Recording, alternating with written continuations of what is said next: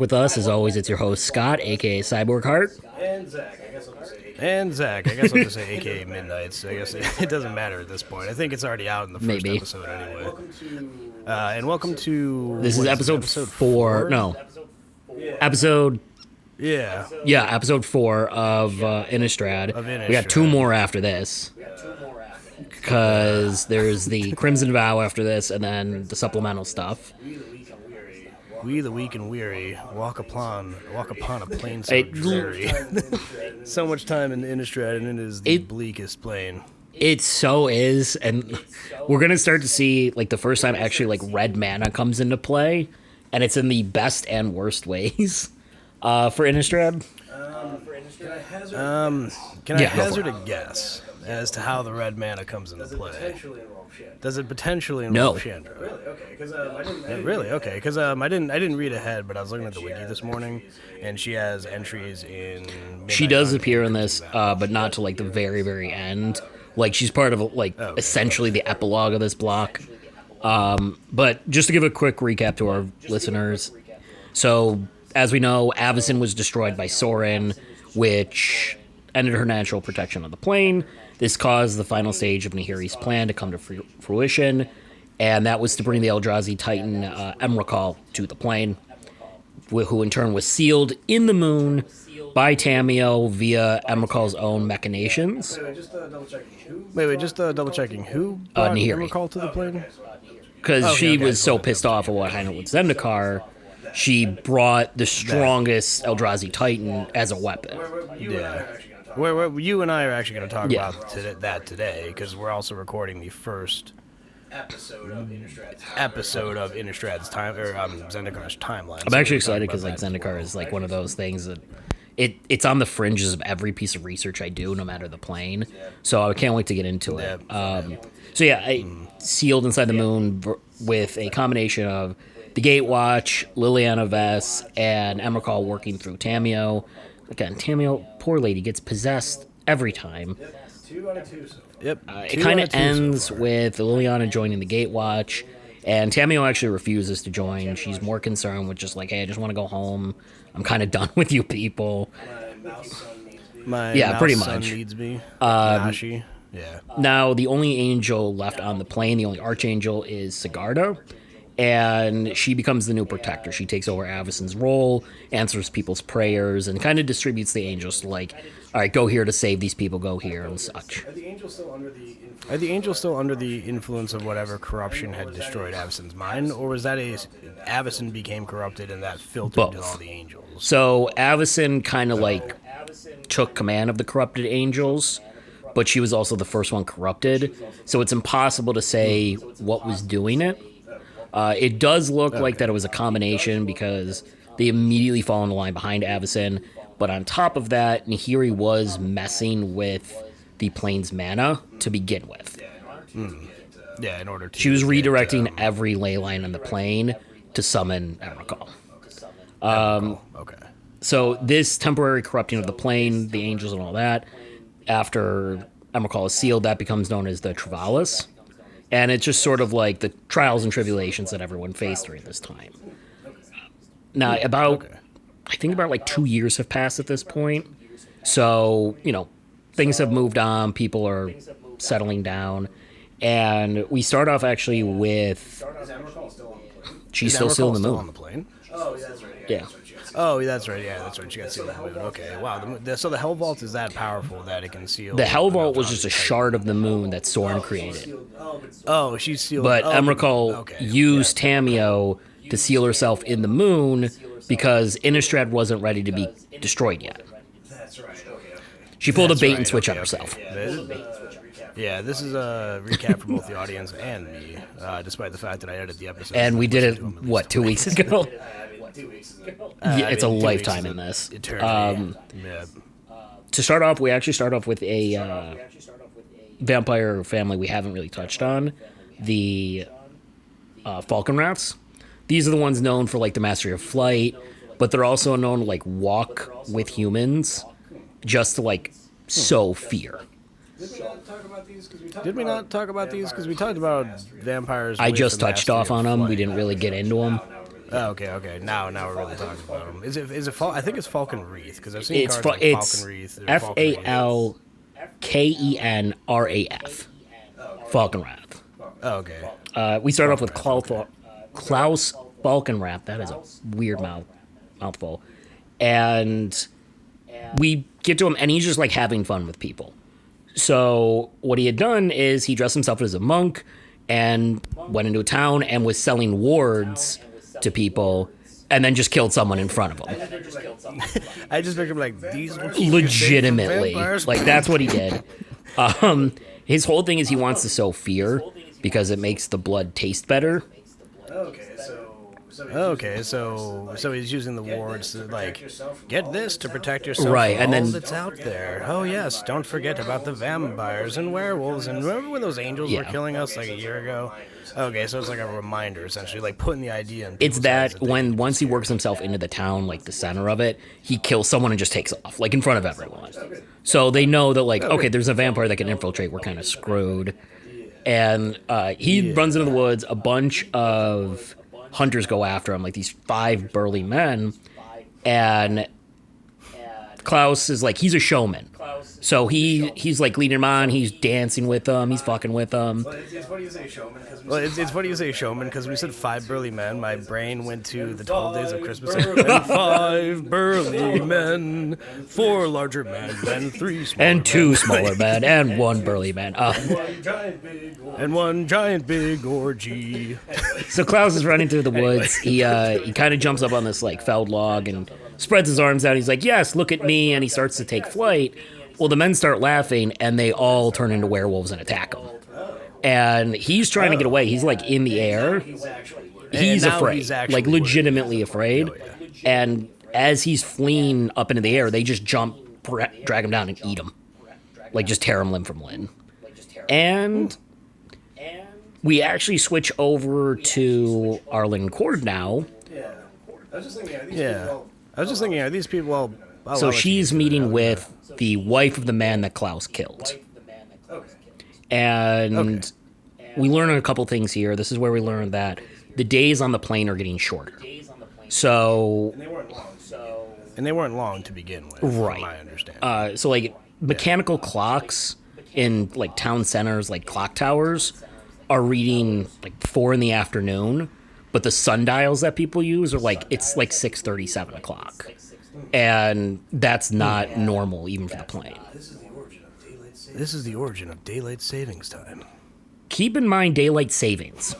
Oh, God. And the second thing we learn is that this widow keeps mentioning this witch that her husband was seeing. And he was giving him wards to protect them. And Arlen is like, all right, let's go take a look, see what's going on. Let's go track down this wolf. Witch, sorry. This witch. Sorry, a lot of W words. Which wolf wins the water? Which wolf wards the werewolves against the cold reach of the night? I know, I lost it. But we halfway through, but and Arlen actually has her own pack now, and this is where we learn that werewolf packs are basically a head werewolf and then naturally born wolves. So it's a werewolf leading wolves. And she has 5 in her pack. There's Streak, his mate Red Tooth. Sorry, 4. Don't want to know how he Jesus Christ, don't want to know how he has got a that, streak of color in his fur. Sorry, there's 4. Streak, Red Tooth, Patience, and Boulder. And Arlen named them all, which I think is adorable. So the werewolves can communicate with it's not clear how. I guess when they become werewolf, it could be the howl, yeah. Become like but it's also it also alludes to almost like a telepathic communication. Probably not telepathic, but it's probably the same as like wolves in real life, where I think it's like body. It could also be just like communicating a pitch that humans wouldn't be able to hear in the first place. And so they take off in the woods. They're trying to find this witch, and Arlen finds an opal hanging from a tree, which that's kind of weird. It's like, okay, well, obviously that bodes ill. They go on. She finds another one, and she keeps finding more until they come to this clearing, and there's an albino deer that's there. And normally that's not such a strange thing, but Arlen makes a note to point out that they just hunted one like a couple of days ago, and they're not that common. Yeah, I mean, they should be extremely rare. There's like one in where we live, and anytime someone sees it, it's huge news. Yeah. Really? I've never heard of that. Yeah. Well, I mean, people could already probably figure it out based on that information. I actually cut it out because I mentioned it at one point. This deer is actually like freaking them out for a couple reasons. Like I said, first, they already came across one a couple days ago. 2, it's not reacting like a deer. It's actually like holding its ground and watching them. Oh, wait a minute. My spines are tingling. And finally, it doesn't smell like a deer. It smells like magic. So Arlen changes back to human, and there's always a question of, okay, what do you do with your clothes when you transform? Turns out that Patience, one of the wolves, carries a little bag with Arlen's clothes.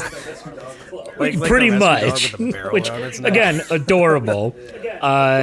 And so Arlen transforms, and she's sort of hiding herself from this deer behind this big stone archway. And what she's in... Just in the middle of the forest. Well, it's part of what we're getting into. This is part of the festival. I know, but it's like, okay, I mean, if you find an archway in the woods, it's like, at best, a druid. At worst, a portal to like a fairy realm kind or something. Well, more druid than fairy realm. And we're in the ruins of the Celestus. It's an ancient structure deep in the Ulvenwald, which is the forest that surrounds Kessane. And when she comes back around the stone arch, so like she goes behind one side, comes around the other, and the clearing's completely different. There are tents and a camp there. There's floating candle guides. We would actually call them jack-o'-lanterns. And this is the first time we hear the word Harvesttide Festival. So... Yay. Or boo, depending. I still don't know. It's called a festival. It's a very good thing. This is a good thing for the plane. Legitimately. I've narrowed my eyes in suspicion. Arlen goes in, and she is greeted by Catilda, who is the leader of the Dawnheart Coven. As a quick backstory to her, she grew up as a teacher and a healer called Arvabrook.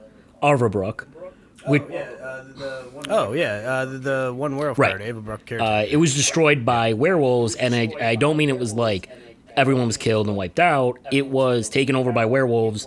They performed some sort of blood magic and flattened it like a pancake. Like, just destroyed it. Did they eat it like a pancake? It'd be wasteful not to. It'd be wasteful not to. You gotta use every It was a part town. You gotta use every part of the town. Well then. So Catilda survived, and she met up with the Dawnheart Coven, trained in magic, and after about 2 years becomes their leader. Can I get her name one more time? Catilda. Can I get her name one more time? No idea when this happens, because there's a little conflicting information where she seems to be in like her 50s or 60s. Avabrook was mentioned as being destroyed only a couple years ago, but at the same time, Catilda talks about things that happened centuries ago as if she was there.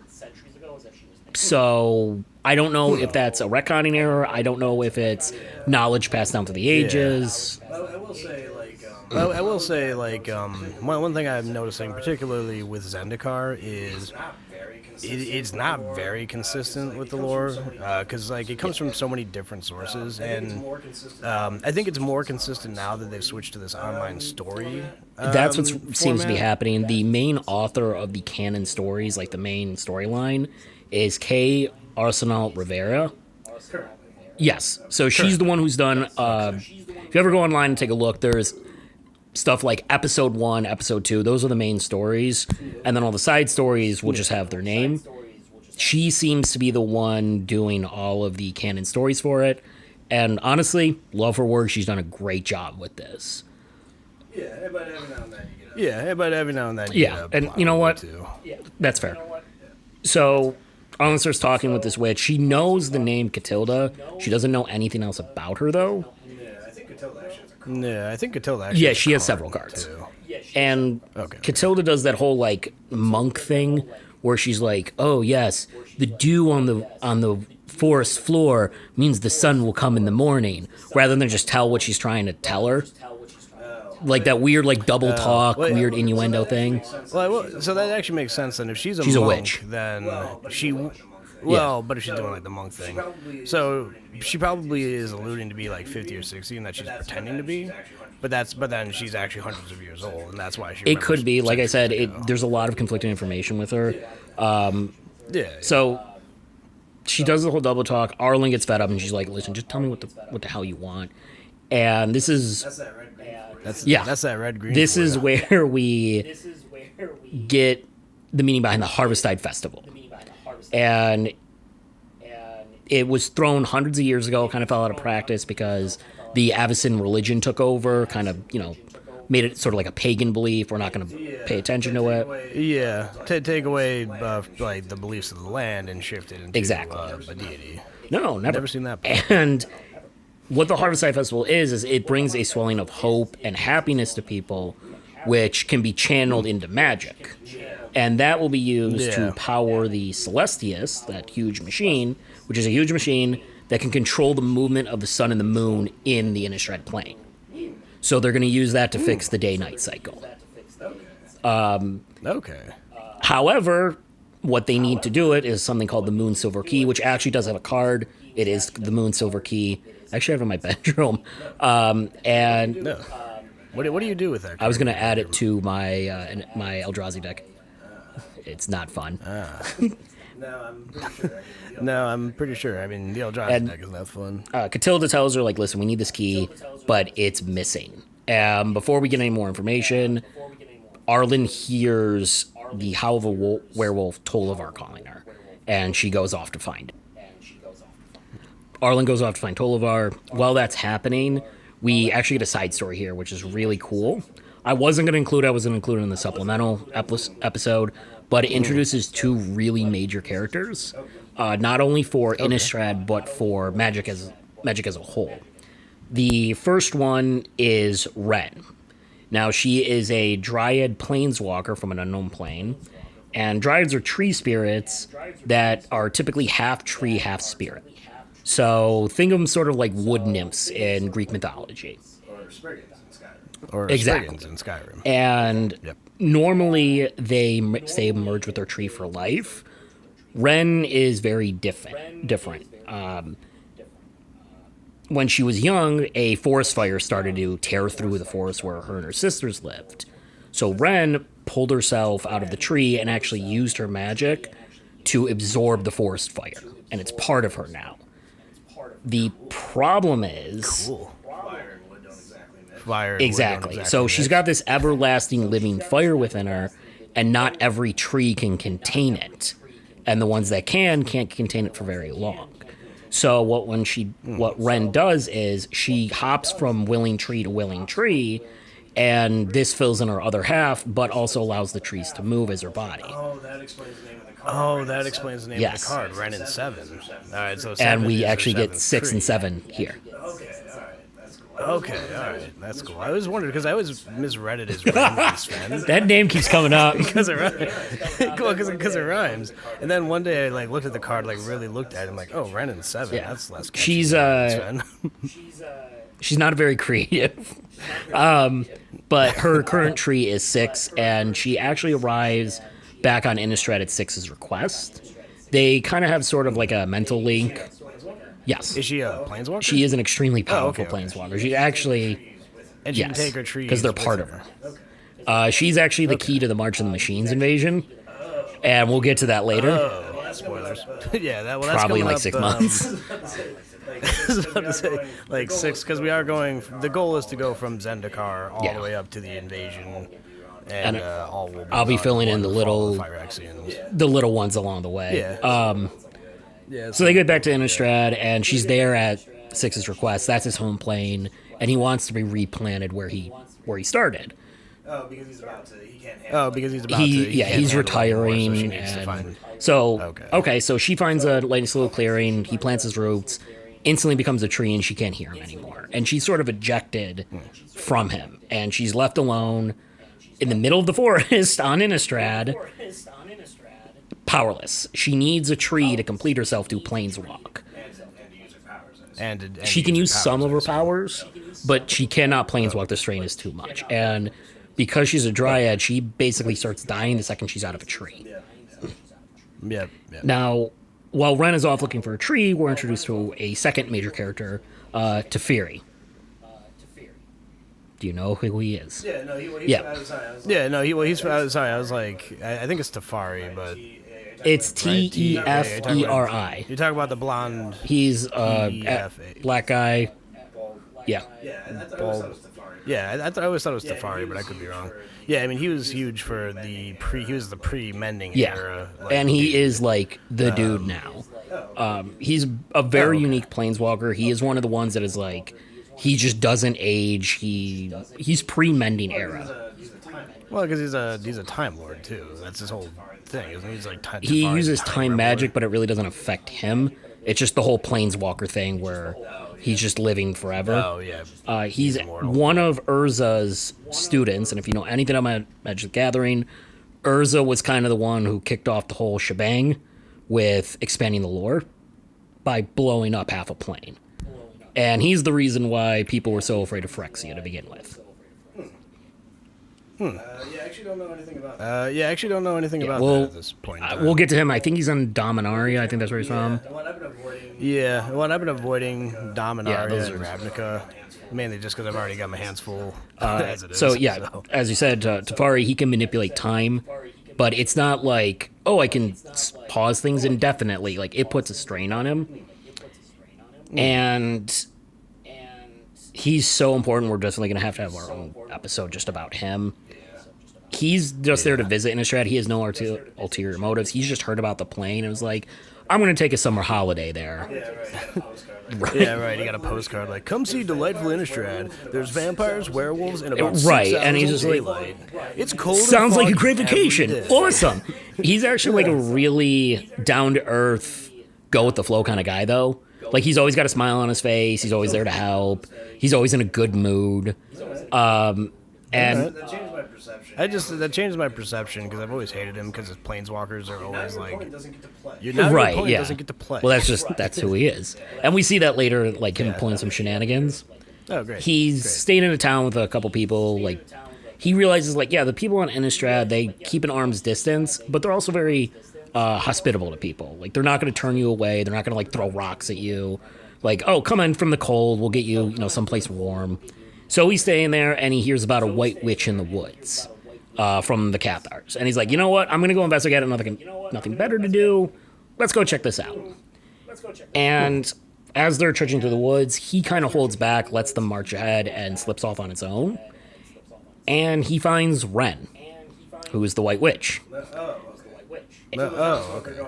So the townsfolk are going on. Yeah, they think she's a witch. They just know she's a white entity in the woods. Yeah. Oh, okay. Are they going to kill it, or are they just going to find it? They don't know what she is, so they're off to kill it. That's on Innistrad. That's usually the safest bet. Probably. If you don't know what it is, it's probably hostile. Finds her, and Ren is like on her knees, and she's talking to the sapling. This little tree, and Teferi's like, okay, what are you doing? And realizes the Cathars will like attack her. So he kind of partners up with her, and they go off wandering around to keep her safe. Excuse me. As they're talking, Ren tells him, like, listen, she found a tree that can hold her power, which was that sapling, but it's too young. So it's... Teferi. Yes and no. Okay. As they're walking, they're attacked by something. It doesn't really clear. It could be a werewolf, vampire. It's not really sure. Teferi, as sort of like a instinct, obliterates it with a time spell. The problem is it sticks them in a time loop. Like, they're just legitimately walking in circles. The forest keeps looping around, and time keeps reversing for them. And this is where Ren actually comes in and tells him how to use his magic properly. So he... isn't Teferi like... Yes, and he still doesn't know how to use time magic well. It's the big spells he has trouble with, and we get to that when we talk about what he's done in the past. That's a whole thing. But Ren tells him, like, you got to stop thinking of it like a clock mechanism. Think of it like tangled roots, and you need to untangle them. And that's the key to him undoing the spell so they can get out of the loop. Now, throughout this, Ren is getting like weaker and weaker to the point she can barely walk because she needs a tree.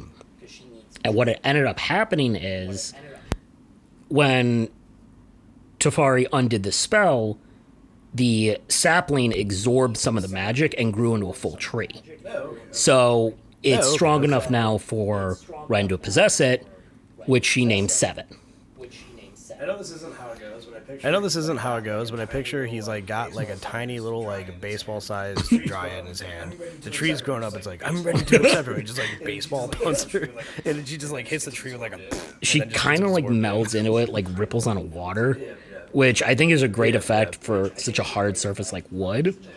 Ren like kind of boosts Teferi's self-confidence up. She's like, I know you've done some shit because Teferi's done some shit. And she's like, I think I like you, so, you know, just keep doing what you're doing. Does he really need a confidence boost? He did save the universe at this point by mending the time rift. He also destroyed half the continent. Dominaria. Legitimately. Can't make an breaking the entire egg. I'm glad you finished that because I was going to make a joke and then it was going to go in a horrible direction. This is, I'm just going to go back into this. This is actually Ren's first chronological appearance. And like I said, yeah, so this is Ren's first chronological appearance. And this is, Innistrad's weird because a lot of the planeswalkers that pop up, this is their first appearance, but they're not from the plane. Like, Ren isn't from Innistrad. Tamiel wasn't from Innistrad. And this is the first time we meet both of them. What year was Innistrad released? Jeez. I think this... That was like 15 or 16, right? Well, that was like 15 or 16, right? Yeah, unfortunately, like, Innistrad was all over the place up until they did the story stuff. So I want to say, like, 2015, I think. Oh, wow. Yeah, I mean, because Midnight Hunt and Crimson Vow, which are the two most recent, came out in 2022. 2020? Because that's when we started playing. Yeah, so this time last year, actually. So that's December 2022, I think, right around then. And now we go back to Arlen, who's meeting up with Tolivar. And I'm going to split this into two sections. To try and find the... This is just her responding to a howl she heard. She hasn't gotten the information about the key yet. But she... I thought she did get the information about the key, then the howl. Like, she hasn't found the key. Right, but this is something separate than the key. Okay. I know. I'm just catching myself So, Catilda was telling me about the key before they get into it and, like, get the importance and all of that. Arlen hears this howl and chases after it. And I'm going to split this into two sections because it's presented story-wise as a mix of past and present. And I hate when stories do that unless it's absolutely necessary. It's not for this case, so I'm just going to go through it. And when Arlen first awakened as a werewolf, she kind of lost herself in the transformation, which is pretty typical. And the person who found her was Tolivar, who at this time... again, in the past and in the present, is one of the strongest werewolves on the plane. And he takes time to explain to her, like, he's very caring. He lifts her up, tells her, like, no, this is natural. Don't worry, you know, kind of give yourself into the transformation. And he's trying to indoctrinate her in his mentality, which is werewolves should be the top of the food chain. And they should not have any competition. And just to recap for the audience and make sure I understand, when she lost control is when she slaughtered... No, that was when she... That was after trying to hold it off for, like, years. This is her very first transformation. Yeah. Oh, very first transformation, okay. Hey, Toast. You want to join the podcast? She's, like, clawing my leg. Yeah, she wants up. She clawed at mine, too, but I don't want to... So, Cats have burned me before by, like, you put them on your lap and then they just... I have, like, scars down my thigh. So he kind of tries to indoctrinate her, like, hey, we should be top of the food chain. We shouldn't have any competition. And most importantly, we shouldn't have to hide what we are. But in his mind, the only way to do that is just kill everyone. I mean, the only point I agree with is that they shouldn't have to hide it. Because, like, werewolves They just can't control evil. it. Like, yes, they can. Yeah, and I think if you're like a decent person, you can find ways. You can loop in yourself. I think the best way to think about it is it's sort of like schizophrenia. In a way, they have no control over it. It can be classified as some form of extreme bipolar disorder. And if they're just kept separate during the transformation, they're fine. Right. Yeah, which isn't... Hey, kitty. You can go. Yeah. And, you can go. So she kind of joins Tolvar's pack, and they kind of grow in number over and over again. While she's hunting a deer with him, though, a couple of boys from her town, who are now hunters, catch her, and they start attacking her. The only thing she remembers is leaping towards this deer to kill it, and a crossbow bolt hitting her in the chest. And the next thing Arla knows is she wakes up, and all of them are dead, and she's covered in their blood. So... Yeah. A regrettable outcome. This is where we lead into what happened afterwards. This is where she joins the church and fully devotes herself to trying to keep the transformation at bay as long as possible. Skipping ahead to the present now, she finds Tolvar and confronts him, finding his pack in the Kessig Woods. But there's now dozens of them, instead of just like a couple here or there. And they're gearing up for a big hunt. She doesn't know what they're hunting, but the size of the force is just so massive. There's a goal in mind here. During... I have a distinct feeling. I know during this, we actually learn that there's a new pack forming called the Dire Pack. Before I get into them, I'm just going to give a quick rundown of all the different packs on Innistrad. And they're referred to as Howl Packs. Sort of werewolf packs or just wolf packs. So the first one is the Crawling Horde. They're led by Ulrich. They're a very classic version of Werewolf on Innistrad. I think they're actually one of the oldest packs chronologically released. And what's unique about Ulrich is he stays with them even while in human form, so he never leaves the wolves. And they're between... You got it. Bash your head like, well, I'm listening to you talking. They're between 50 and 200 strong, depending on availability of wolves, and they survived Avazin's Curse Mute. Like, the pack has remained mostly intact. The next is the Mondroan Howl Pack. They are known for using dark magic and are about 60 in size. The only one we have named is Rayla. I don't know if she's the leader, but she's the only one we have a name of. And the only other card we have... the only card we have is the Moldron Shaman, but it doesn't say who it is. It may be Rayla, maybe someone else. They were mostly active until Avacyn was freed from the Hell Vault, and then they just kind of dissolved and, like, broke apart. There's the Lirog Howl Pack. They are known to be fully black, and they're the only werewolf pack that hunts during the full moon. That's when they transform. I'm sorry, not full moon, during the new moon. And they are led by Shakara. Oh, wow, that must be a terrifying combo. In New Moon, where the only light is the moon. Yeah. They have a tendency to kill orphans and children. And... Oh, good. Well, so they do this weird thing with Shakara where she would wipe out entire families, but she would leave, like, the servants and the farmhands alone. She would only go after, like, the top 1%. Yeah, sure. Like a woman, other people. Quite literally, exactly. The rich, as it were. They were also active until Avacyn was freed from the Hell Vault. They also dissolved. There's the Bildrin Howl Pack. They were led by Brahilda, and they were active after the Curse Mute had ended. They were made up of people who had killed before coming a werewolf, so they were murderous werewolves to begin with. And they're still active in Kessig and Stenza, which is the mountain region and the forest region. These are the next is the Wolfnir. Those are the ones cured by Avacyn. And despite them falling into madness during her madness, they were able to stay in control, a few of them.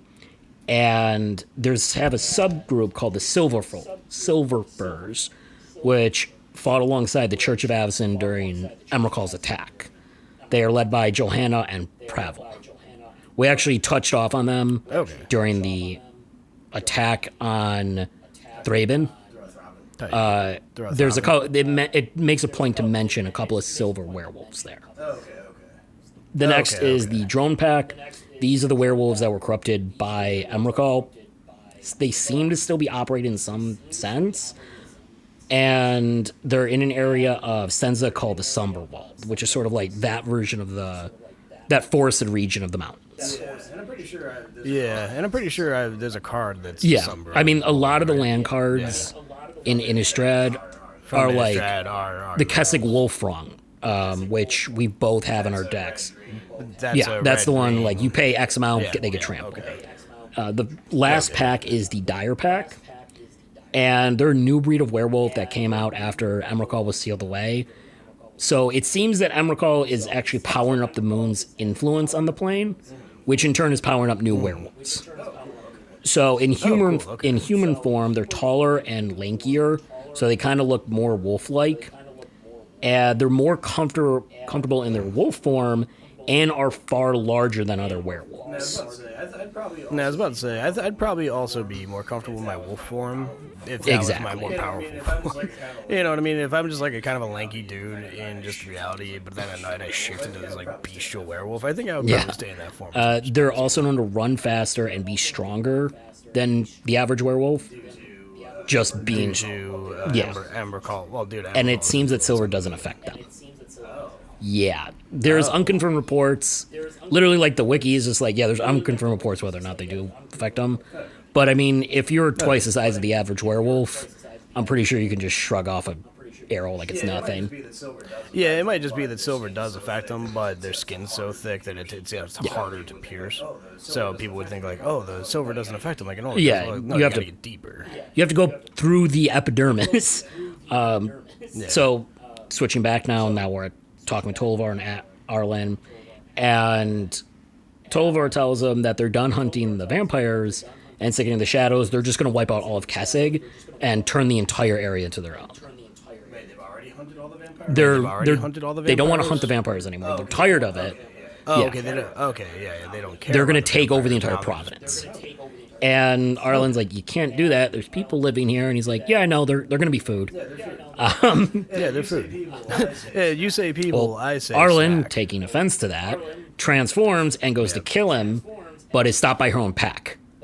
Tolvar has already taken control.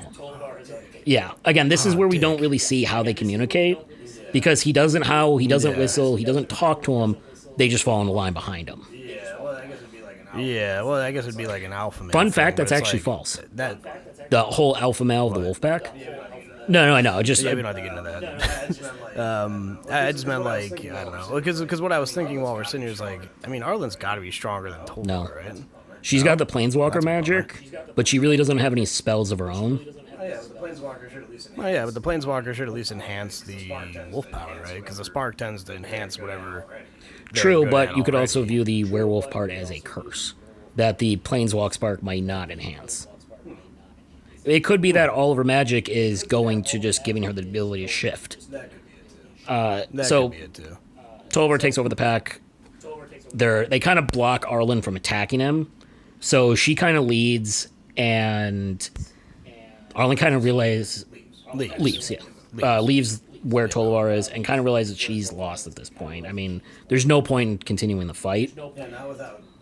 Not without Snatch, Pinky, Streak, Red Tooth, Boulder, and Patience. That's close. Arlen is kind of like depressed. She goes back to Catilda, and she's like, okay, what do you need? I'll help you get this Moon Silver Key. And the next morning, after Arlen's going to like rest a little bit, she realizes she needs help to do this, so she actually goes to Ravnica to try and find the Gatewatch. Do you know if she has been I don't know if she's been there before. No, she has. It does mention it. Okay. Although I think at this point she's met at least some members of the Gatewatch, right? Didn't she meet Jace with Nahiri? No.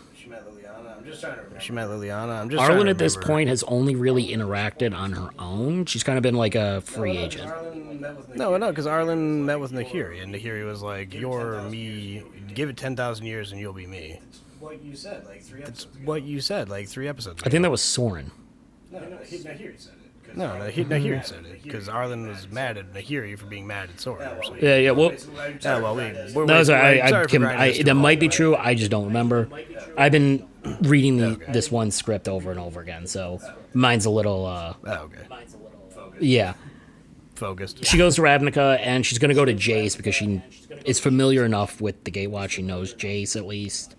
The funny thing is, there's like politics on everything in Ravnica, and it mentions like just to get into his house, she has to fill out 3 forms and swear 2 oaths just to get into his apartment, and he's not even there. Well, at this point, he's probably the living guild back, right? So at this point, he's kind of So at this point, he's kind of a big deal.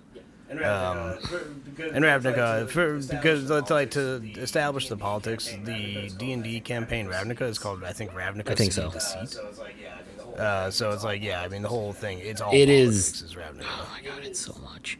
It's 10 factions vying for power at any given time. Coming to this podcast in 70,000 years.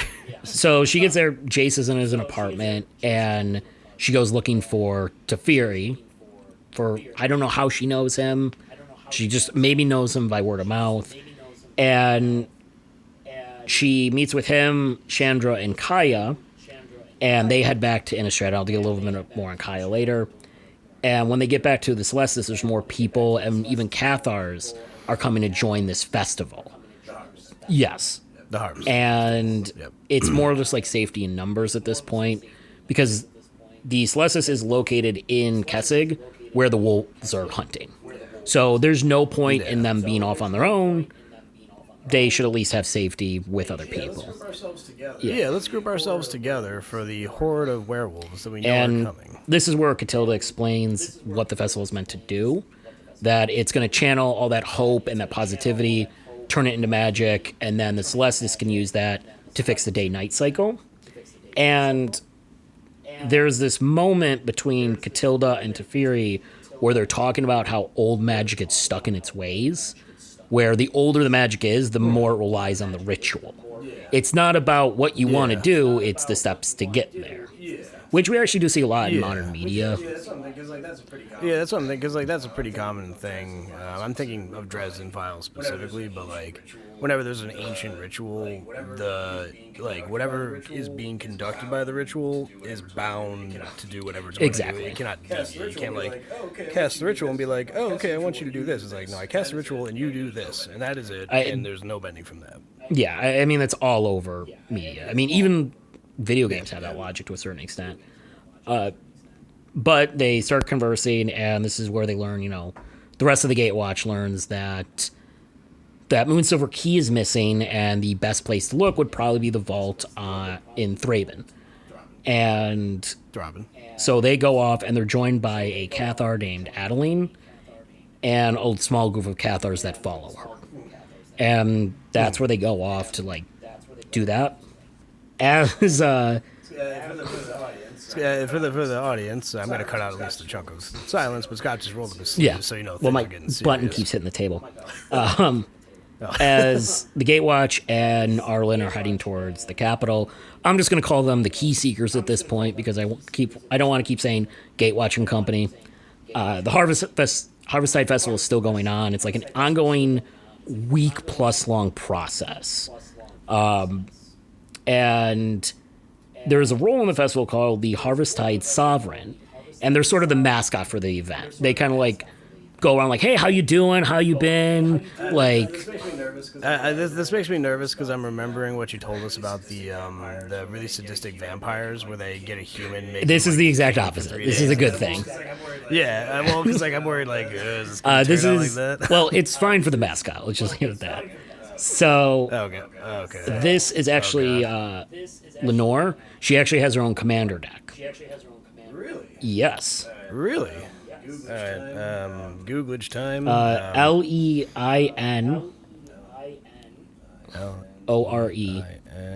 and just MTG. Yep, that's it. Autumn Sovereign. Yep, that's it. All right. This is our friend Caitlin's deck. All right. Has she used this? Has she used this? Yep. Oh, this is that token deck. Oh, okay, she's used it once. Kind of Wicked Witch of the West. But in positive. The card doesn't look positive. I don't know. The card doesn't look positive. She looks... Well, her whole thing is to go around, and her job is to keep people's spirits up. So she embodies the festival. She wears one of the witches' headdresses. She distributes food. You know, like, hey, how you doing? Because, again, they need hope and positivity for the festival to work, and that's what she embodies. Okay, so she's the sovereign soldier of good vibes. Now, she has a sister named Cinia, and they're also, like, passing out charms for people, greeting people as they come into the festival for the first time. And one night, they come across an abandoned campsite. Now, that's not too unusual. You know, people get spooked, they leave in the night. People get eaten all the time. Well, not here. It's warded. The witches have warded. No one can come or go without... right, so, like, no werewolves can get it, no vampires can get it. It's completely warded. Wink. No wink. That's legitimately how it is right now. No, I know, but I'm just wink-winking. Just wink-winking. But what's really strange is all of their belongings have been left behind at this abandoned campsite. In a pile of leaves, Cinia finds a headdress, and all of the witches and Lenore wear these really ornate headdresses with, like, antlers and moon symbols and sun symbols, but the one she finds makes her look like a snake. And she's like, all right, cool, and she trades what she's wearing for that one. Smart. Right. Smart. As she's wearing that, someone comes over. She's more confident. Oh, yeah, let me put this thing that's exactly. Definitely not cursed. Like, come on. She puts on the headdress, she becomes more confident, and she starts to sway people to, like, see, I'm better than my sister, that kind of thing. She starts to sway even people worse. like a snake charmer. One instance is the Dawnheart Coven are passing out charms made of werewolf teeth, and one of the people is like, how do I know those aren't people teeth? And Cinesia, hold on, I gotta read her name, I cannot pronounce it. Cinia, kind of like diffuses the situation, and she's able to talk everyone down, keep participating in the festival, but she also starts to display magic. And Cinia just a double check with these snake she's masks. The one yeah. with the snake head. And okay. But she's like doing weird, like really cursed magic to people. Like she'll go up to people and like touch their forehead and they'll vomit up a snake. Yeah, that's not cool. I mean, I don't know. I think that's kind of fun. Like, imagine if that was your party trick. Like, I don't want to barf up a snake. Well, I mean, you'd find someone to consent. It's a party. So someone's gonna be like, yeah, I'll do it. Make me barf up a snake, and then you just touch his forehead. Whoa, there's a snake in my boot. I'm gonna continue. One night, Lenore actually finds Cinia is out of the tent where they're staying, and she follows him, and she's dragging this man into the woods by his throat. Like, it's taking no effort, and she's just like walking with him. And she follows him to this clutch of glowing green eggs, and she throws him into one of the eggs. Yeah, so as Lenore is standing there watching Frozen, Catilda comes up and is like, listen, something is possessing your sister. I don't know how to stop it. The only option we have is to kill your sister. Definitely not remove the curse. Yeah, definitely not remove. They don't think they can. Snake mask. Yeah. That's the problem. Oh, wow. We'll get there. So when Lenore hears that, she throws off Catilda's aim, and something is being awakened called the Coiled One, which is one of the old gods of Innistrad. This is the only time it pops up. I can find no other information on this thing, but it's a snake god that lives under Innistrad. And as they're arguing, this woman who is kind of in the shadows directing Cinia, called Sereth, comes up, and she starts fighting Catilda. Like, they're throwing magic back and forth. They're just beating the crap out of each other. And Lenore drags Cinia away as the ground starts to split open. And it's sort of buckling like a snake's moving under the entire plane. Right. As she's dragging him away, this massive snake comes out of the ground, and it's so large, even looking straight up, they can't see the top of it. And like the world serpent. Because only its nose, like the tip of its nose is out, and they can't see it. They are running away. Finally, Lenore is able to rip the mask off of her sister, It kind of scars her face a little bit, but she's okay. During the struggle, that other witch that was fighting Catilda, Sereth, she falls into the ground and is kind of swallowed up by the moving earth. Once the mask is removed, though, it undoes the ritual that was summoning the snake, and it plunges back into the ground. So it needs the sacrifice of whoever's wearing the mask, and if no one's wearing the mask, again, old magic. It has to follow the steps. And then the snake was never heard from again. Yeah, because I googled it while we were talking here, and all it's got is like a Wikipedia entry on a page where it's like list of secondary characters. It's like you came, you did nothing, and then Catilda, Lenore. Where did this mask? It was made by that other witch, Sereth. Oh, okay. Yeah, she needed a sacrifice to summon the god. Yeah, so she thought they could use that to rebalance the day-night cycle using its magic, but it's a devourer. It's not going to do that. I was about to say, what does a giant snake do to balance this out? I think it just eats the the only evidence they have when they get back to the festival that something happened is that people are missing. No one remembers seeing the snake. Like, it just vanishes altogether. Like the cowl of the Great Fox. Just as a quick side note here, during the story we learned that Lenore and Sinia's mother was actually a werewolf. And after her first transformation, she was so distraught, she just ran off into the woods. Forever. They never see her again. And that's pretty much their tale. I wanted to keep this side story mostly because it gives a little insight into Catilda. Because she's willing to kill an innocent child, or at least innocent woman, to stop something much worse. Which does come into play later, but in a much better light. I hate this part because you ever play an old style RPG? Yeah, you know where it's like, we need you to find the magic sword or the key or the scroll or whatever, but every time you get there, it's been moved somewhere else and you need to track it down. Welcome to the search for the Moonsilver Key. So, the Key Seekers have arrived in Thraben, which, as we know, has been completely destroyed. And Liliana unleashed the undead hordes there and then just left them. So it's just full of zombies. Cool. And they don't want to risk just like charging in and try and find this thing. In a town of zombies, the man with a brain is king. Yes. So they send in Kaya, who's one of the newer members of Gatewatch.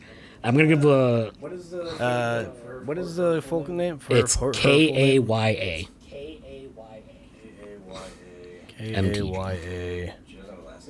She does. I don't know. Last name? Yeah. I'm going to give a little backstory. AKA the Ghost Assassin. Oh, this is Josh's. I'm going to give a little backstory into her. We're going to talk more about her in Ravnica. She's pretty big there. And her full name, it's right here, Kaya Kasser. And she's the head of the Orzlo Syndicate in name only. She's sort of like a figurehead. Orzhov. Orzhov. The hell did I write? Yeah, she's an assassin, and she has the ability to turn her body into a partial ghost. Oh, that would be fun. So she's like a Danny. Oh, that would be fun. So exactly. She's like a Danny Phantom almost, where she can like go through the door, bonk you out of the head, and this actually gives her a very unique ability for her planeswalking, because what she can do is turn her hand into the ghost, possess someone with it, which extends her planeswalker spark to them, and she can pull them. So she's one of the few planeswalkers that can pull living things with her. One of the things, I don't know if this is a pattern, but I'm starting to notice it because I was looking at Tezzeret earlier. It seems like this is a purple ability because she's got purple in the card art I'm looking at. Tezzeret's commonly drawn in purple.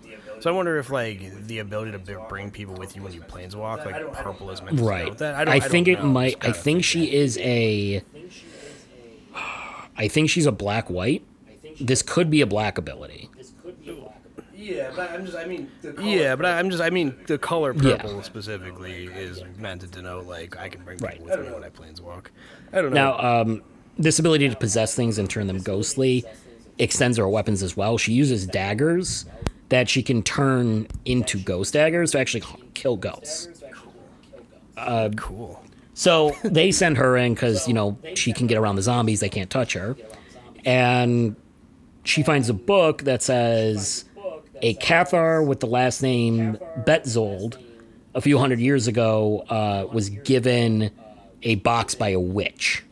And this is where the inconsistencies with Catilda start to come up, because the witch looks like Catilda, but Catilda's town, which she fled from, was only destroyed a couple years ago. So, again, I don't know if it's author thing. I don't know if it's... Yeah. They could also just drawn... It could just be the headdresses passed down, or, yeah. So,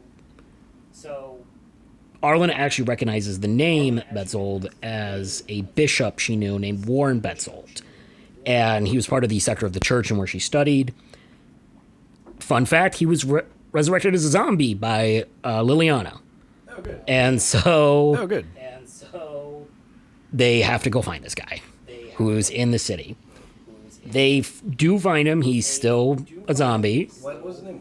Warren. What was his name? Warren? It's like instead of Where's Warren? Waldo, it's Where's Warren, and he's one zombie Exactly. among millions of zombies. Weirdly enough, I don't know if this is a zombie trait. I don't know if it's a fact that the zombies have been left alone for so long, but he's giving sermons in a church as a zombie. Oh, like Right, like he's just repeating, pray to Everson, pray to Everson, and the zombies in the church are like bowing to him. Don't know if it's learned behavior or just something that stuck with him. And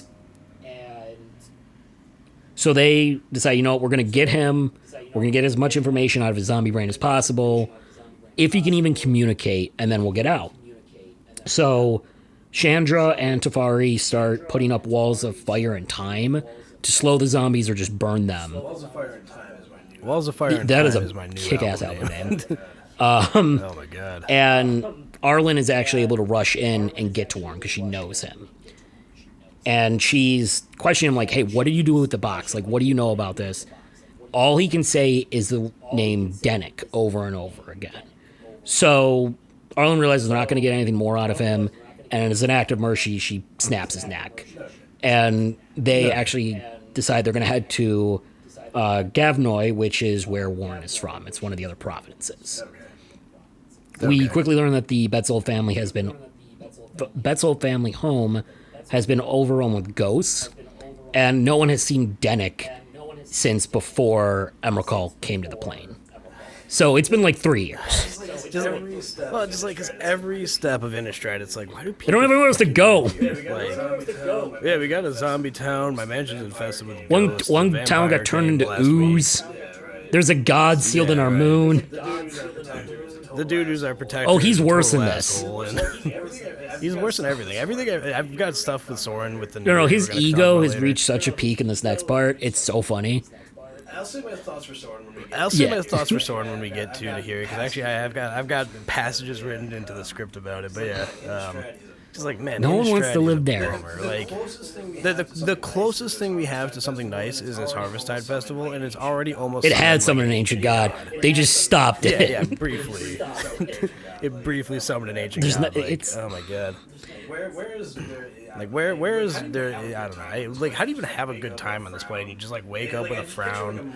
I just picture like a movie screen where you wake up and you're like frowning, and then it cuts to like 7 different scenes of you like going through your day. That frown is the same, and then you just go to bed. Exactly. Well, we had that guy Launt from the last one, who was the werewolf, didn't even know he transformed. Yeah, that was the story with. Yeah, that was the story with the pod children, where they were like, yeah, if you hear it's someone knocking on the door, don't answer. Okay, yeah, fine, go back to bed.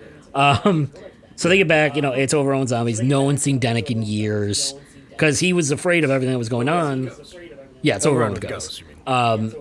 He was afraid of everything that was going on, so we kind of like sealed the mansion up. And could burn it to the ground. Yeah, but he's still in it. He locked himself in to kind of keep himself safe, but it's kind of become a home for ghosts now. Yeah. So they send Kaya in. She does her thing. She ghost kills all of them. And they get through, but they find Dennick has died, and he died actually like a while ago. Funnily enough, he died the day after his birthday. His Warren, who was his bastard father,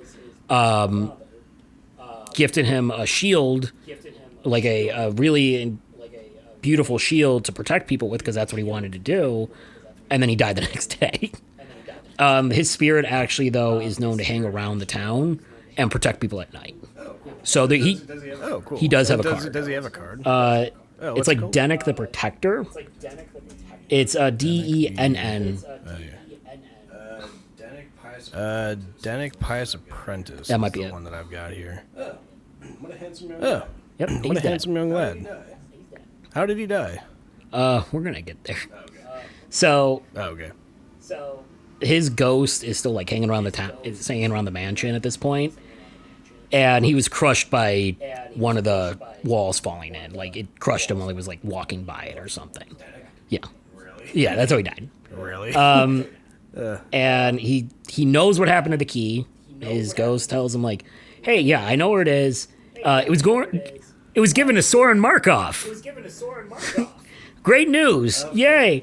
of fucking And course. Arlen kind of senses that Dennick is having like kind of a crisis right now because he's stuck in a house. He's a ghost. He doesn't know what to do. And Arlen kind of like stays with him for a bit, talks to him, gives him some company. And I think after this is where he becomes the town protector. Yeah, but he's like, you know what? Maybe I still can find a purpose in my death.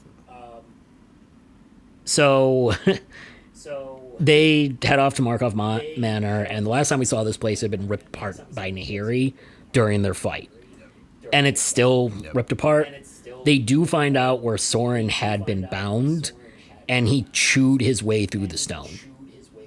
Like, gnawed his way out like a rat. And Soren is in the throne room of the manor. He's got his foot up on the armrest reading a book.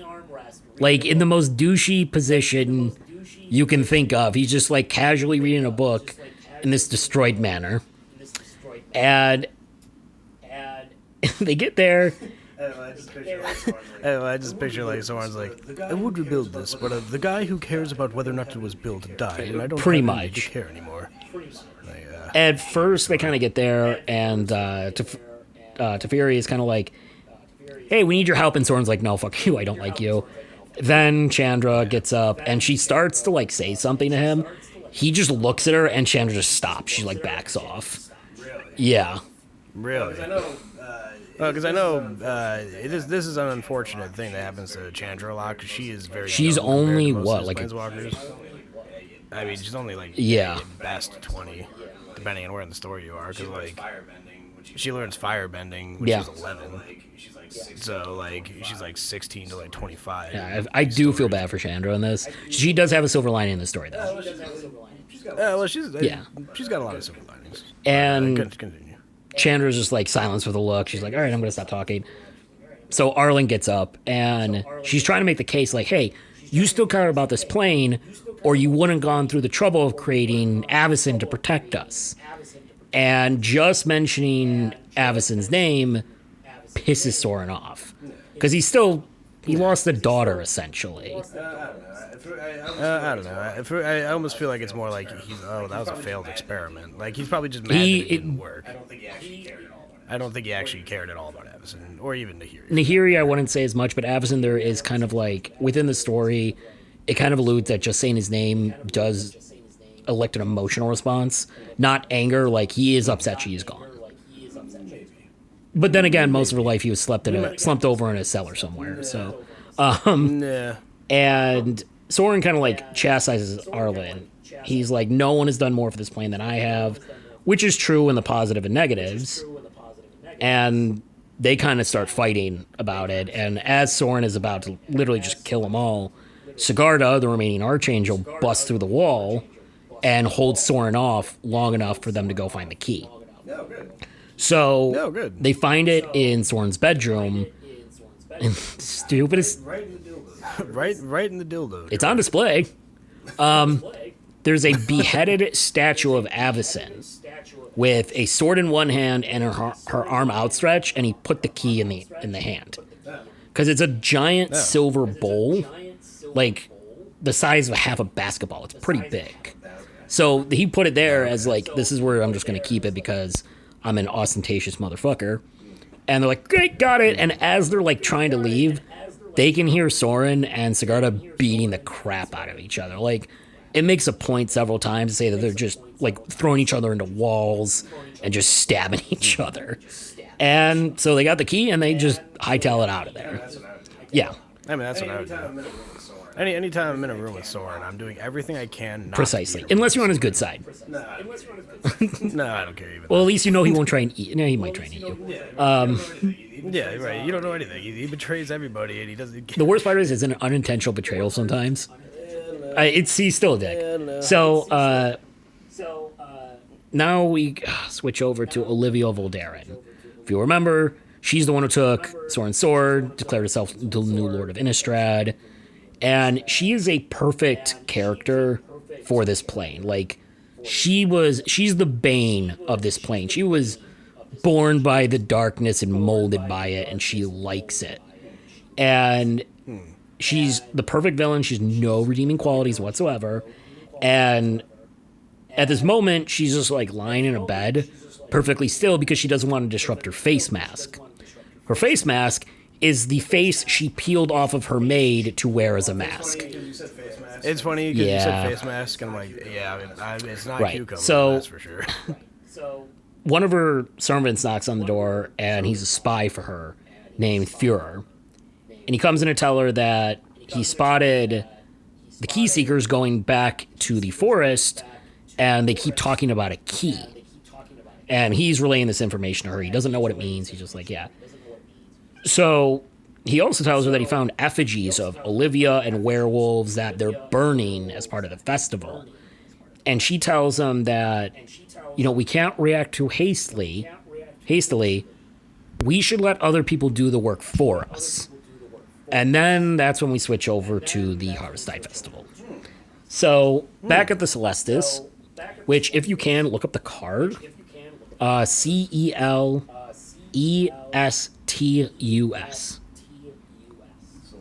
It looks like a giant gyroscope. MTG. If you ever seen the movie 13 Ghosts, it looks like the machine in the center of the house. That I haven't seen, but can you give me the big version, please? Thank you. That's what she said. It's a town-sized machine. Yeah, this thing's dope. And in so the center festival's of it. happening and on all the in rings. the center. Okay, so the rings are like there to harvest all the hope and joy in order to focus it. And so they get back there. It's near sunset, which now is at like 2 p.m.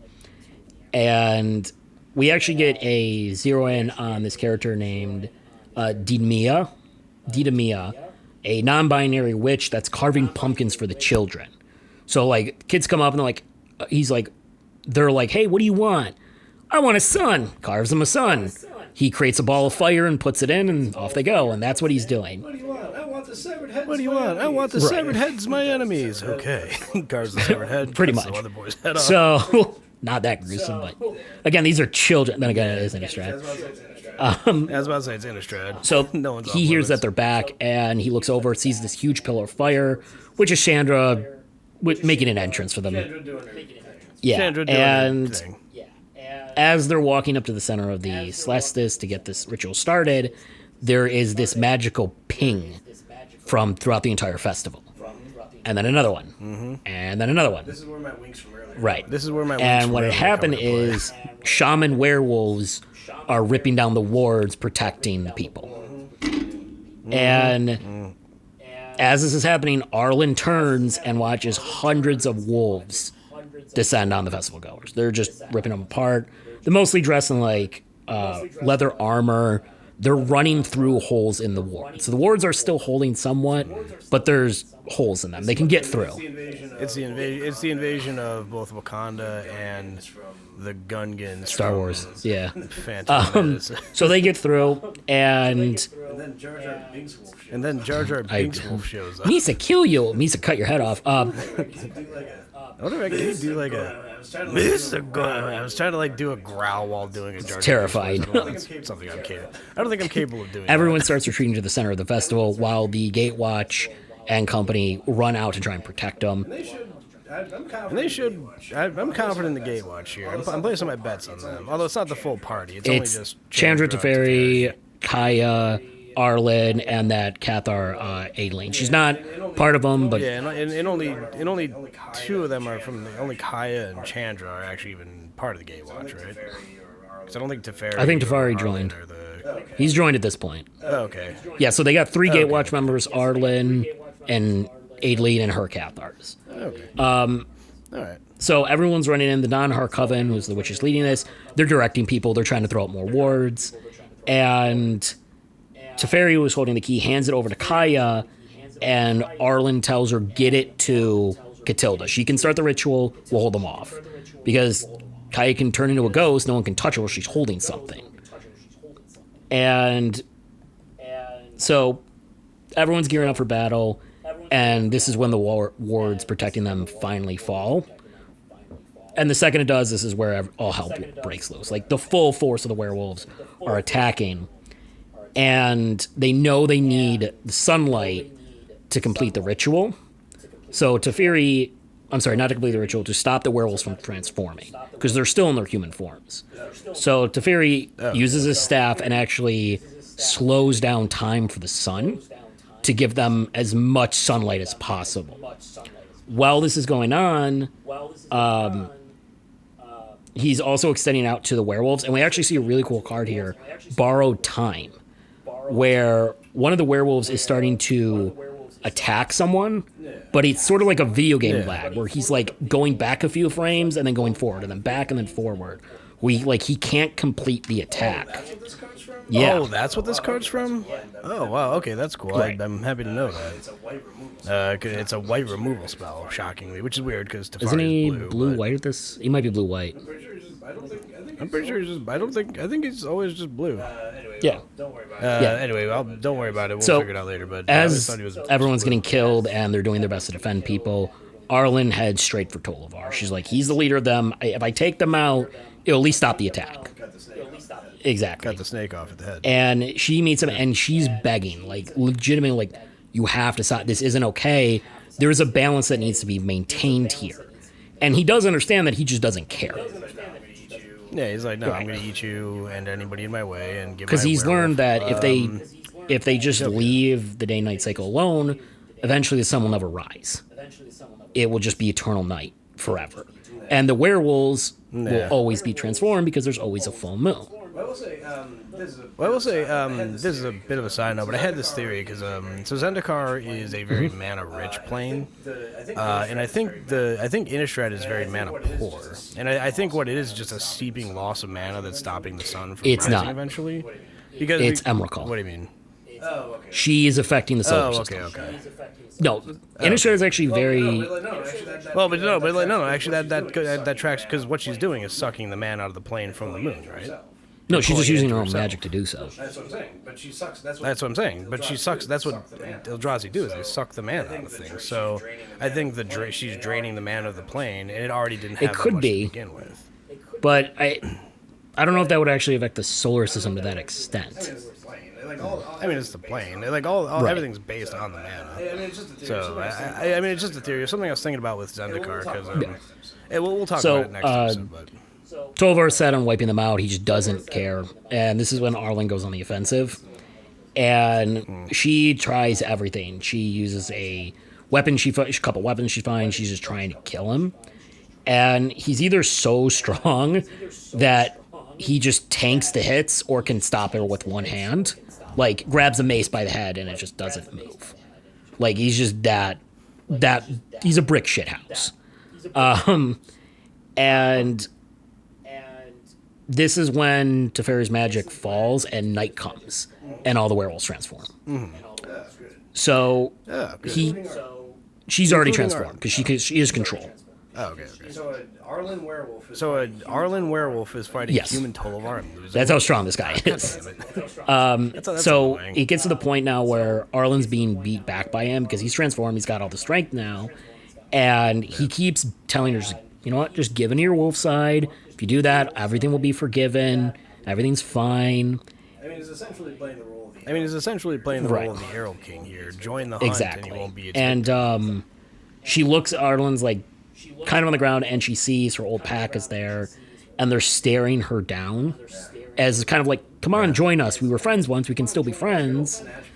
Yeah, good old snatch, right. Pinky Bunkus. And Arlen refuses, and 12R sicks him on her, and they end up like breaking her rib and like beating her up. And it's just these four wolves who she won't fight against. And at this point, Arlen right now has gone back to human form. She doesn't want to give into the wolf. She's not. And with Tolvar and beating them each other, Tolvar is just tanking the hits. He's slower, but he's that much stronger. So every 3 hits that Arlen gives him, he's able to deal out 1, but it's 10 times the damage. So she's still fighting him. While her pack is attacking her. Right. Okay, and she's ignoring. And he keeps telling come back to the pack, come back. And at one point, he grabs her by the throat and throws her against a tree, and a huge piece of wood goes through her shoulder. Just pierces through her from the splintered wood. She pulls it out and stabs him in the leg. And this is when Tolvar actually gets mad. Because she's not been able to actually damage him to this point. Yeah. Wait. Wood. It's not Ren. Okay. No. That's not. That's not what I was thinking. I'll say my theory because I don't think it's right, and I don't want to voice it. So. And then if I'm right, I'll say that. And then if I'm right, I'll say that I was right. So I'll take credit. During this point, Arlen is thinking back to her time in the church and the spectacle of it, and Tolvar's whole message is, giving into your animal instincts, that's Innistrad. Just let go, stop being a human, enjoy it. And Arlen kind of has this revelation where she realizes that is Innistrad, the animal instincts. But at the same time, it's the people that live here. It's the ones that no matter what, they don't give up hope. They keep fighting. So he picks her up to kill her, and Arlen takes her claw and pushes into his chest. And now they're at a stalemate because he can kill her, but Arlen can kill him in the process. So they're kind of locked there as all this fighting's happening around them. And Arlen finally says, listen, you leave now or I will kill you. I don't care what happens to me. And Tolvar retreats. He actually pulls everyone back because he doesn't want to die. His whole thing is he wants to be in control. And he can't do that if he's dead. Okay. And this is when Arlen, the pack's hope. Right. There's the card is. This is when she becomes a Danganronpa character. This is actually a lot of stuff. The Storm the Festival is the attack. I was trying to find. There's that one card. It just doubles your attack during your attack phase. A natural growth. A natural growth. Although I was wondering because I thought that was a festival, but that's actually just the dire wolves during the night. Yeah. So, despite everything that's going on, Arlen is making her way up to the center of the Celestus, and the whole structure is glowing bright orange, meaning the ritual is it's close to being done. And they describe it as the kind of orange of tongs pulled right out of a blacksmith fire. Okay. So, she's passing out from blood loss. She's got broken ribs. She actually gets put on Aileen's horse, and eventually Chandra and Aileen have to carry her to the center of the altar. And this is when it's revealed that Catilda needs a werewolf, a willing werewolf, for this ritual. No. Kind of nice of her to not mention that at any point. Hey, just so you know, now that we've gone through all of this, it doesn't require that. So they get there, and Catilda starts ritual. She needs the ingredients, which are the blood of a werewolf, Arlen, the bite of a werewolf, which is Arlen biting at an herb that's put in, and some sort of root that they add, and Catilda's own soul. So she's Catilda going to sacrifice herself. And just as her soul is coming out of her eyes and mouth in a very classic, light beam, point into it. Yeah. This is when Olivia Voldaren comes up. And I forgot that you said. Right. There's actually a card for this. Where is it? I just saw it. I just have it pulled up. Olivia's Midnight Ambush. As Catilda's soul is entering the key, she comes up, grabs Catilda's body, and she goes, all right, I'll trade you the key for the witch. So, but they don't know if they can even complete the ritual. And Arlen starts looking around, and all the other witches are like, yeah, we need Catilda to do it. Why does Olivia even care if this ritual? They're vampires. Oh, are they weak in the sun on this one? Okay, it was never. I think the only one never who's immune touched is upon Soren, yet. because Planeswalker. Okay. Yeah. So they need Catilda to complete the ritual because it's her soul in the key, and so Arlen goes, yeah, sure, and trades it. So Olivia's choice here is no ritual or no ritual, because She wants the key for some reason. Right, but don't they need both the key and Right, but Catilda's Olivia soul to finish wants this? the key. So she's ransoming Catilda's body for the key. So Arlen goes, yeah, and trades the key for Catilda, and Olivia flies off, and the Eternal Night has begun. Yeah, there is one more story, and there's actually a hopeful story, which I really wanted to include just because it's something good. Yeah, I was about to say. Yeah, there's- I'm kind of bummed right now. Nothing good. There's has this happened girl here yet. named Agili, Algli, Agli. Algli. Agli. She's an old woman. She's a widow. She used to run a tannery with her husband. They were attacked by ghouls, and in an effort to get rid of them, they burned down the tannery, which killed her husband and her youngest child. Wouldn't that be extremely explosive? I don't know too much about tanning hides, but isn't there like chemicals Modern involved? day, but I don't think back then. No, yeah, I think you just hung the Right. skin on a sheet and put it in the sun. So she joins this sort of like small cult with another woman called Struda, and it's led by a man named yes, Inventor of the strudel. Aludo. Inventor of the loot. Yes. Inventor of the loot. So one night they're in the middle of this clearing, and they're trying to revive someone called the Buried Lord. And to them, no, not a there's no great good. thing, but There's nothing okay. good on Innistrad. It's like, oh, the buried lord. That doesn't call to mind like a helpful, friendly So lord. to them, it's a god that can protect them because there's stories of like he can protect them from the werewolves and the vampires, and the ritual they're performing doesn't work, and so they all kind of like just disperse. And Agli, I'm gonna call her Agli, she's just sitting there distraught because all of her hope was in this. As she's sitting there, she's like, all right, someone's watching me. Turns around, and there's an angel sitting on a log behind her. And she's like bleeding from her side, but she's giving her a comforting hand. And she was called there by the ritual. She doesn't know how, but she was. And she explains that the Buried Lord isn't a god, but a very powerful elder demon. Right. He's a demon lord. Great. And he's very unique because, like most demons, he can't die. And if he's killed, the mana of the plane will eventually just reborn. And this is very typical for demons and demon lords. This is why Avacyn was throwing them in the Hell Vault rather than killing them, because they'll just come back. Yeah.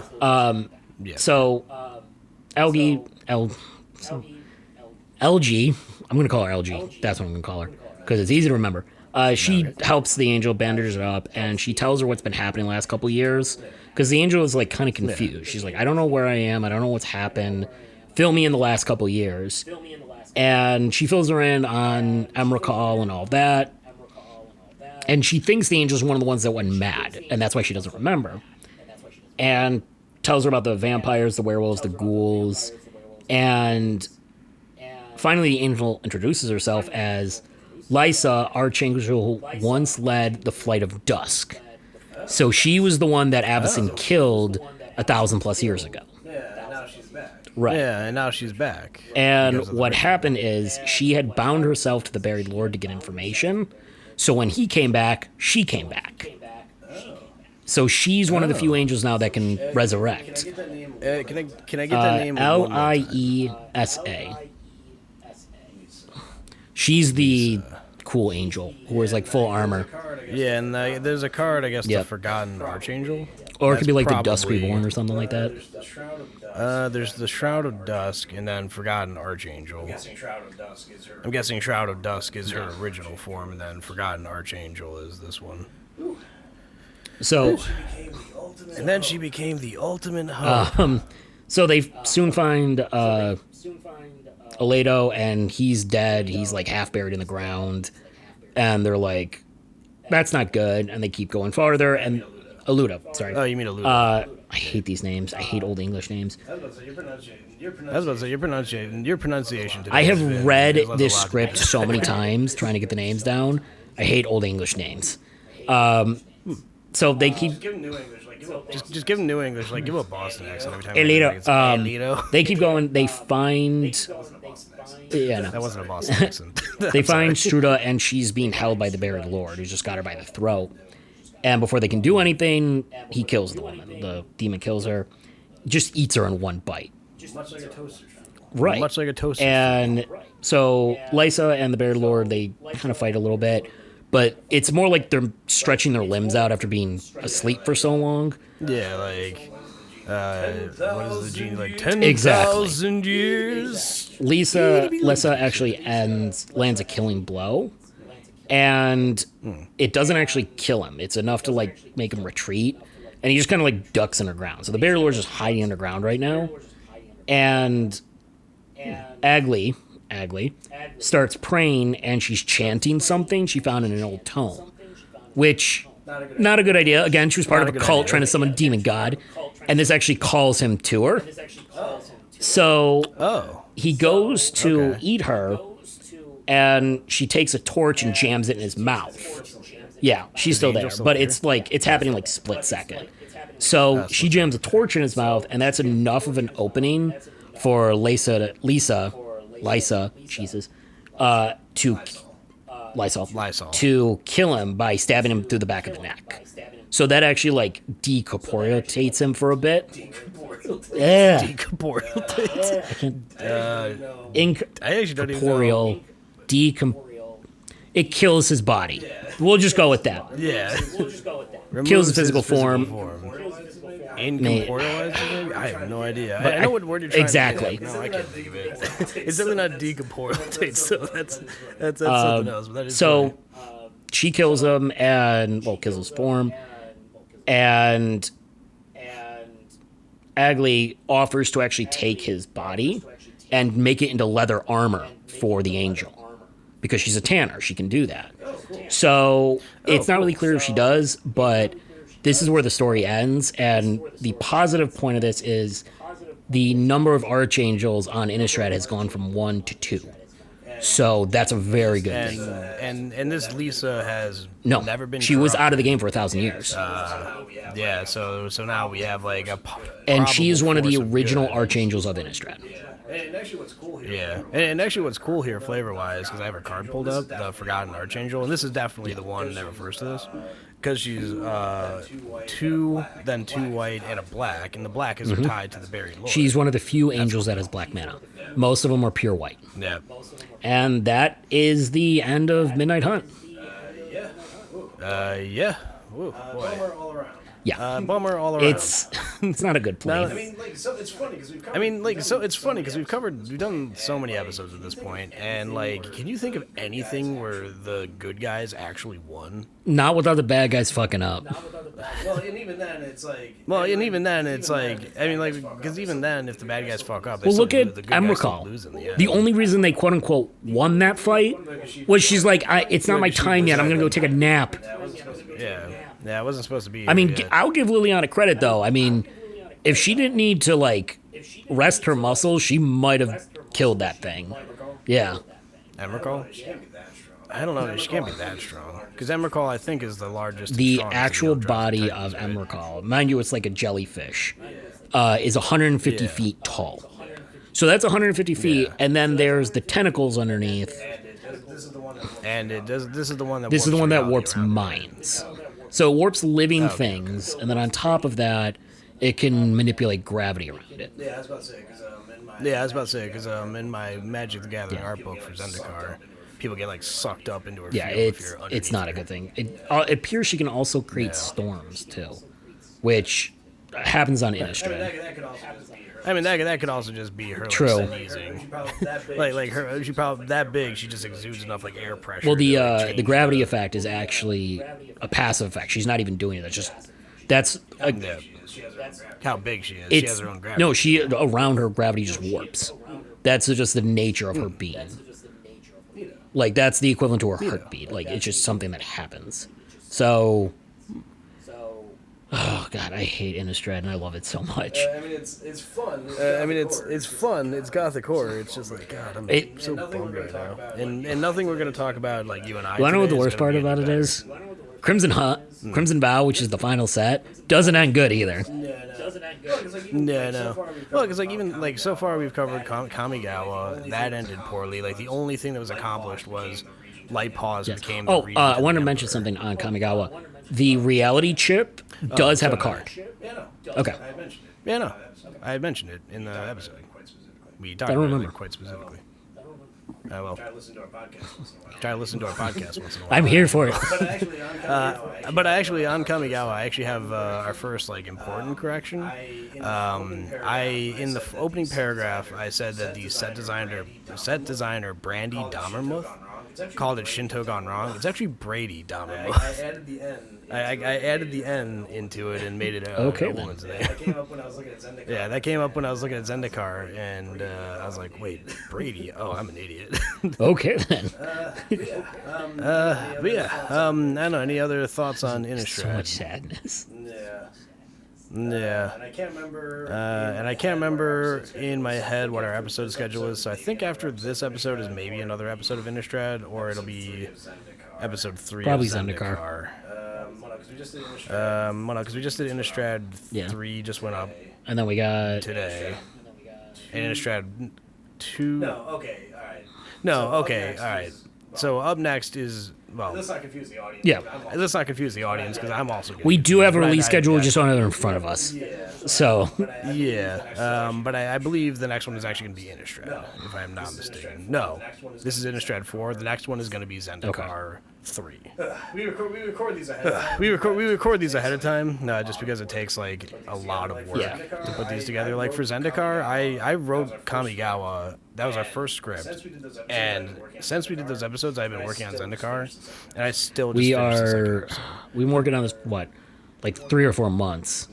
We have a backlog of episodes, Yeah. which is good, but We need to give ourselves. Yeah, but we need to give ourselves the buffer zone, just because like with Zendikar, I finally cracked the nut yesterday, but like getting the lore has been difficult, and you'll see why when I talk about it in the Zendikar episode. Well, actually, the audience will have already heard. Yeah. Anyway, let's not worry about it. Well, I appreciate you guys listening. Yeah, well, I appreciate you guys listening, Peace and out, we'll everyone. see you on the next plane. Peace out, everyone.